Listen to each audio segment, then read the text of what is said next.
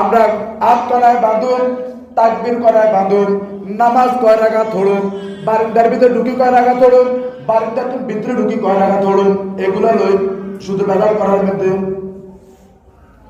ইয়া আইয়ুহাল্লাযীনা আমানুত্তাকুল্লাহা ওয়া কুনু মা'আস সাদিকিন।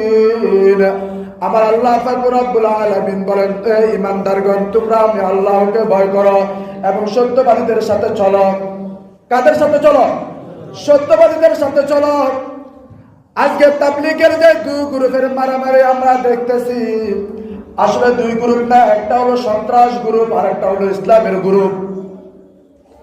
একটা হলো কি গ্রুপ?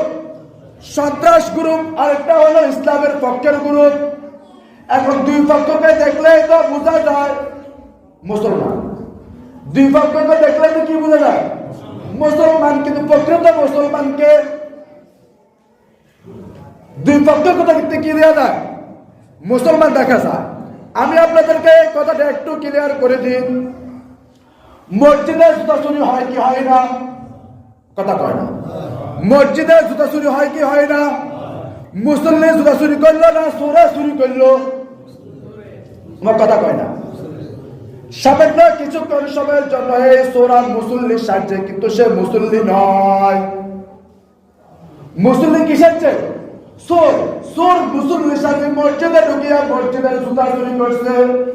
মুসলমানদেরকে চোর বানানোর জন্য এমন করে আজকে বেধর্মীর গ্রুপেরা, বেঈমানের গ্রুপেরা, মুনাফিকের গ্রুপেরা, সন্ত্রাসের গ্রুপেরা মুসলমান সাজিয়া, তাবলীগ সাজিয়া, ইস্তেমা মাঠে যাইয়া সন্ত্রাসগিরি করিয়া তারা নিজেদেরকে সন্ত্রাস আখ্যায়িত করার জন্য, নিজেদের রূপ প্রকাশ করার জন্য তারা মুসলমানের সুরত ব্যবহার করছে, কিন্তু তারা মুসলমান নয়।